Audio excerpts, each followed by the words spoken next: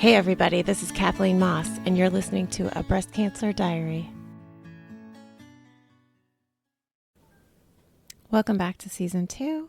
Today's episode is Episode 3 of this new season, and as promised last week, I will just be talking about my own story this week. I had a recent recurrence scare, and I think it's resolving nicely. It's kind of an interesting non-ending that I'm at right now. I really thought that it would be all understood by now, but it's still a little bit of a mystery. But at least my pathology came back okay, so that's good. And I wanted to share this not because I think it's so interesting or profound, but because I think it's good. You hear a lot of stories of recurrence that don't end well or that end with cancer, and you don't hear a lot of stories of recurrence scares that do end well. And I think a lot of us keep our recurrence possibilities really silent because we don't want to worry people, and that's a really good intention and probably a good plan. But when we do keep them completely to ourselves, it can really eat away at us. And so I want to encourage people to tell their stories and be open and willing to upset people or worry people. It's been really hard for me to do so I'm not saying it's easy, but I just want to set that example for anyone else out there that struggles with this. I know a lot of us have quite a few recurrence scares in our journey, so it's unfortunately something that happens pretty often for a lot of us. So I'll tell my story briefly. Started in early November. I had a little lump about half the size of a dime and maybe 2 times as tall as a dime on my chest, right in the center. And thankfully it was in a really easily identifiable spot because I still have a floral tattoo on my chest. And it was right in the center of one of the roses on my chest. And so I went to see my oncologist. I actually happened to already have an appointment with her set up, so I didn't have to scramble to set one up. And it actually was still there when I got there, and she felt it too. And as the days passed through mid-November, it got a little more tender, a little bit more painful to the touch. And then suddenly one day it was gone. And she did order an ultrasound, but that ultrasound took many weeks to set up. I won't go into all the reasons why, but it was quite delayed. And before I even got to that ultrasound that she ordered stat in early November, I was ordered an MRI from months prior, just on a regular schedule to do an every other year MRI for surveillance, because I still have a little bit of breast tissue possible in my Goldilocks mastectomy side. And so I'm eligible for an every other year MRI, which is nice because I really like the idea of doing surveillance as much as I can. So that came up actually before the ultrasound. I did finally get the ultrasound set up for mid-December, but the MRI came up beforehand, and it was in the first week of December. And by that time, the lump had completely disappeared. I had no thought of it. I actually never really got worried about it because I've had so many little false alarms on my chest. I've had little bumps and lumps and cysts and just tiny little skin things that are irritating. And I've just gotten used to having those. I never had them ever before breast cancer, but I think it's pretty common to have them after. And so I've had so many false alarms that I've just been kind of numbed to them. And so I wasn't worried about it. Didn't think a thing of it. I thought it had completely resolved until I got the call from the MRI assistant, the radiologist assistant, saying that there was something on my MRI and they wanted me to come in for an ultrasound. So I said, well, I already have an ultrasound set up, so that's perfect. I don't even have to wait this time. So I did have that assistant person who called me read me the orders from the radiologist because I knew it would be really hard to get access to that. And I knew I'd be worried about that. And so that's something I'm really glad that I did. Unfortunately, she didn't read me the whole thing. She summarized it in her own words and got it way wrong. And so, which is a good thing in the end. It was a blessing because I was a lot less worried. There were actually 2 areas of concern on that MRI. One was in my chest wall and one was in a lymph node. So as soon as I heard from her about this, I went and felt for my lymph node, and I felt it right away. It was like the same tender kind of lump that I had felt in my chest. The same feeling had kind of migrated into my underarm. And from then on, I felt it just about every day, just to kind of keep track of it. And pretty soon after that, I did have the ultrasound just a few days later. And so that was good. The radiologist that I go to for my ultrasounds now is not a part of my hospital system. She has her own private clinic. So she runs her own radiology clinic and imaging center. And so she always does this, which is amazing. But she offered to just go ahead and biopsy it with a needle right on the spot because she did see concern. She did rate it as a BI-RADS 4, which is suspicious. She called it a lymph node. She said she would do a little needle biopsy. And I said, no, I really want to wait, talk to my oncologist. I don't want to jump into anything. I think I might want to have the whole lymph node out, mostly because I have had a history of lobular breast cancer, and I know that needles can miss that in biopsies. And then later on, I was thinking about it, and I thought, oh, I know another reason why I said no was because I have a reaction to titanium, and I knew she'd leave a titanium clip in as a marker. And that would have been a really stressful decision for me on the spot. So it was really good that I had time to think about it. I had time to email back and forth with my oncologist, who was on leave at that time. She was on vacation, but she was great at responding to my emails. And I decided to try to have a surgical biopsy, which means you take the whole lymph node out as a whole with an incision, small surgery. And at first I couldn't find a surgeon that would do that. I talked to one surgeon and her staff, and she said no. And then the second surgeon I talked to was my actual first breast cancer surgeon. She had done my first mastectomy. And she said yes. So we scheduled it. It was just a week later. It was a week ago, and a week and 2 days, week and 3 or 4 days ago from now. And I had to go under anesthesia, and it was just really clear. She said she remembered where it was. She didn't even feel for it to see where it was. She just drew a little line on the edge of where my chest meets my underarm. And she did the incision. And at the end of my surgery, she told my husband, I think I got it. I didn't see it, but all I saw was scar tissue, so I wouldn't have seen it. But I believe it was inside what I did get. So I had to wait a week for pathology. And just a couple days ago, pathology came back. I went in to see her. I had scheduled an appointment to go over pathology. And just before I went in to see her, I did peek at my chart, which I am not now. I am regretting that. I'm not thinking that was a good decision. And I think in the future, I will try really hard not to look at my chart to find my pathology report before sitting in a room with a professional. Because what it said was no lymphoid tissue detected. So basically it said, nope, we didn't get the lymph node. And I was flipping out. I was like, oh no, I just went through all this surgery. I did an anesthesia, all this recovery, everything, all for the sake of not getting a single thing. We missed it. It's still in there. I showed up to her office just a couple hours later, and with that attitude of dang, let's get an ultrasound and make sure it's still in there. And she said, oh, we can't have an ultrasound. You're all inflamed from the surgery. You'll be inflamed for at least a couple of months. We'll do it in about 3 months. And I was like, I can't wait 3 months to find out if this thing is still in me. Can you do it a little sooner than that? She said, yeah, she could do it in 2 months, but no sooner than 2 months. So I was like, oh, man. And she said, but I really don't think that it's still in there. I think it never was. There never was a lymph node in there. And at first I was like, you mean it was in there and then it just went away right before surgery? Because I felt it in there. And she was like, no, I think it was maybe something else that looked a lot like a lymph node and just was really, really convincingly looking like a lymph node on both the MRI and ultrasound. And I said, well, all they found was fat and scar tissue on the pathology report. So how could those things be? And then I showed her my latest ultrasound, which had just happened less than a week prior to surgery. It was just 3 days prior. And it said that I had blood flow detected to the lymph node that they were supposed to take out. And I was like, there's no blood flow that goes to fat or scar tissue. That doesn't make sense, right? And she couldn't really answer that. But I came out of her office feeling really, really confused. My head was just spinning. And I knew I should be grateful that pathology said it was benign tissue. There was no cancer. That's the result that I was desperately wanting. But the fact that I couldn't understand the story and the narrative, I couldn't put it together. It was another puzzle that I couldn't solve.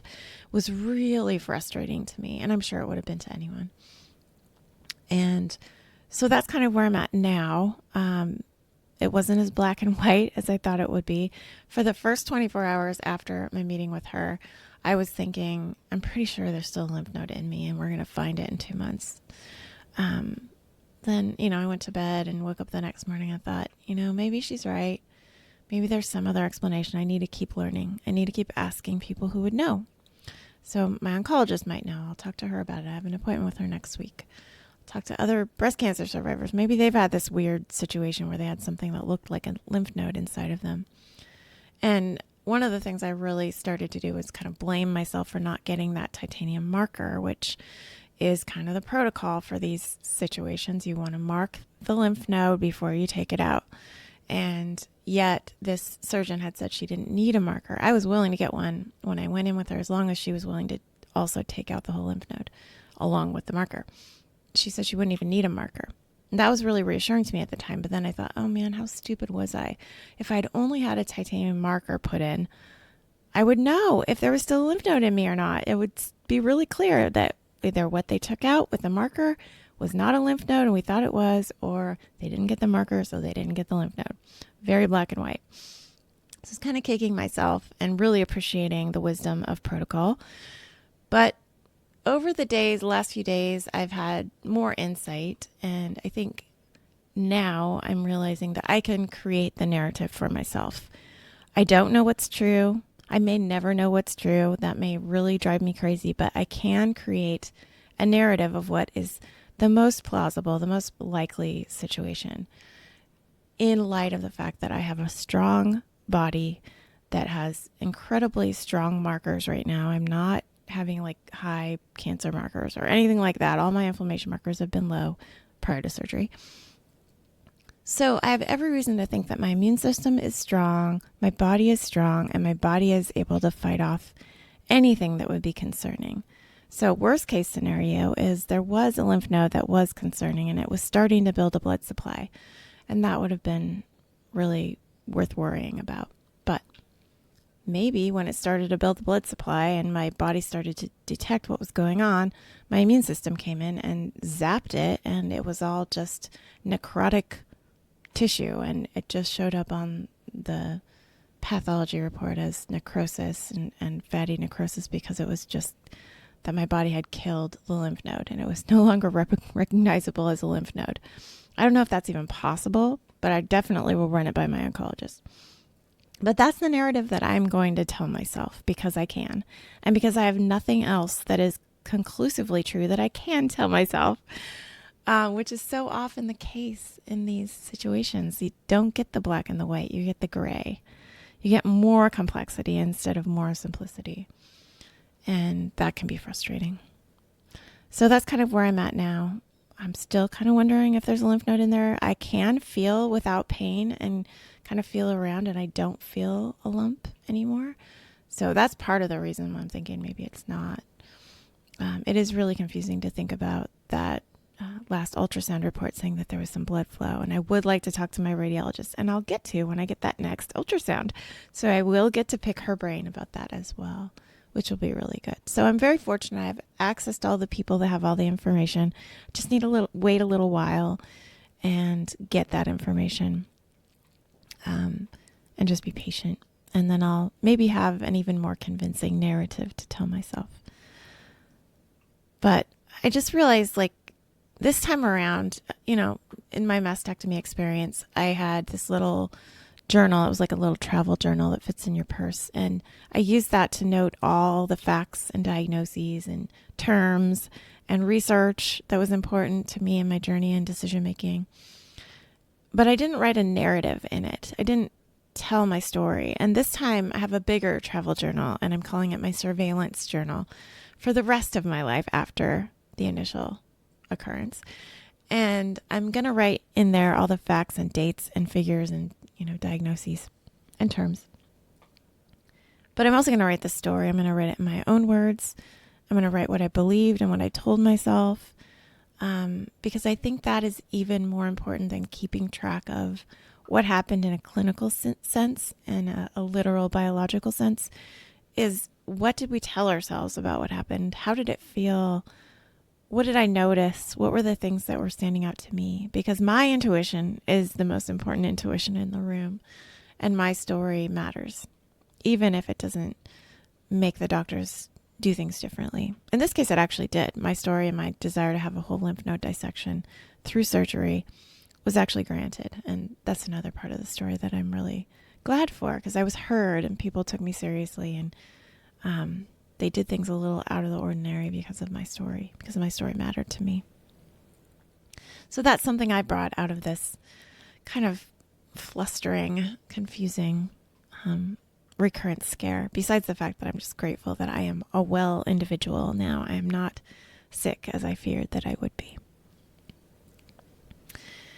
And then I've also been kind of struggling with the idea of when these things happen, it's so freaking awkward to like think about who I want to include on my updates every week when I get new information. And I hate putting that email list together. And so this time, instead of just assuming that my closest friends and family wanted to be on an update list and putting an email list together and forcing it on them like I did in my mastectomy, which I think was pretty fair. This is not a mastectomy. It was a little less intense. So what I did is I waited for people to hear my story in person from me. And then if they said, keep me updated, I'd say, would you mind if I put you on an email list, because I will forget to individually check in with you. There's too many people that want to be updated, and I know I'll forget someone. So if you don't mind, I'll just stick you on that email list, and I'm going to write an email update. And they'd always be fine with that. So over the weeks between November and January, while all this was happening, I added people to that email list. And yet I still felt a little bit like overly verbose, overly worrying them, maybe not having permission to give them all the nitty-gritty details. And so I've decided that in the future, another approach that I'm going to take is I'm going to do it's called a Caring Bridge blog. It's like a free online resource for people who are sick, who just write what's going on with them. And the people who really care, who really do want to know, will either subscribe to that and get a notification each time a new thing is written, or they can just check in when they get worried about that person. And maybe they won't get worried about that person until they die. But my insight recently was my friend died. She was down in San Francisco. I was going down to San Francisco. I told her I'm coming. I'm going to come see you. It doesn't matter if you're sick. She had metastatic cancer. It wasn't breast cancer. And then my email or my text messages started to not getting replies. So right when I left to go down there, I didn't hear back from her. And then I didn't hear back from her. And I thought, oh my God, she died. I know she died. I just feel it.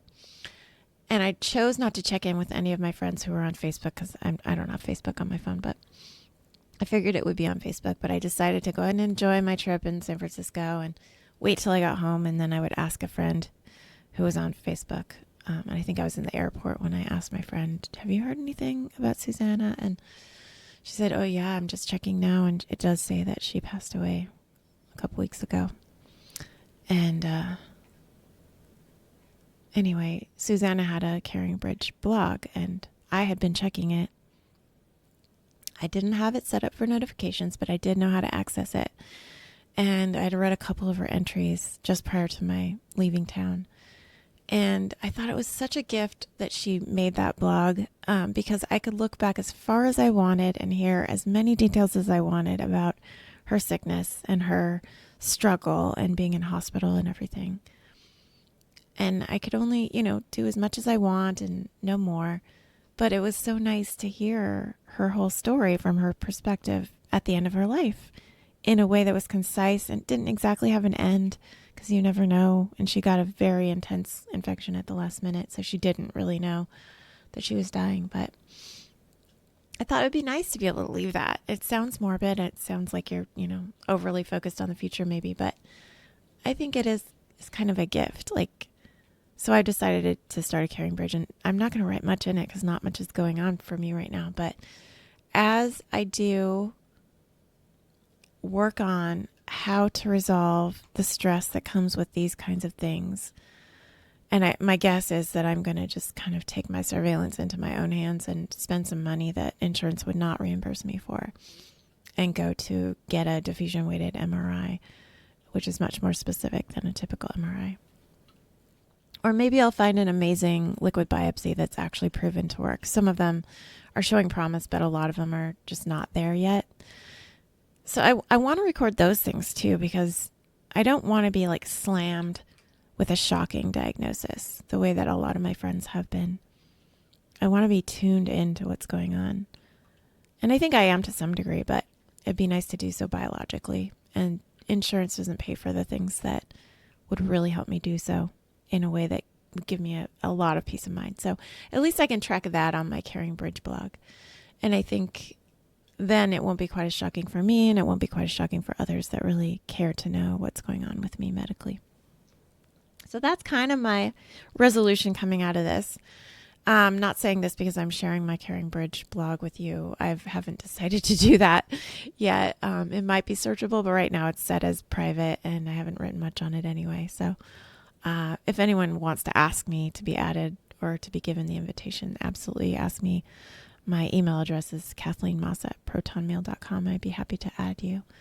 But I don't know that I'm willing to put myself on a searchable directory or something like that yet, because I'd like to be able to share really, really honestly, and maybe do so there instead of on Instagram because of the way that the social media networks are headed. Just not as fond of Instagram anymore, and certainly not Facebook. So I may just replace some of my deeper sharing and put it in that direction. And that's all I have to share today. Next episode, actually the next 2 episodes will be interviews, because I took this little pause to talk about myself. I thought I would go ahead and do 2 interviews in a row next week and the following week. And they're both other breast cancer podcast hosts. Tina Conrad is no longer a host. Her podcast is no longer active, but there are like 100 episodes. So you can listen to her at DJ Breast Cancer. And Christina Miner is also hosting currently. She still has an active podcast, and hers is called Our Scars Speak. So if you're interested in those and want to listen to them in preparation for my next 2 interviews, go ahead and look those up. They're great podcasts. I've really enjoyed both of them. And I will talk to you next Sunday when I'm interviewing Tina. Talk to you then.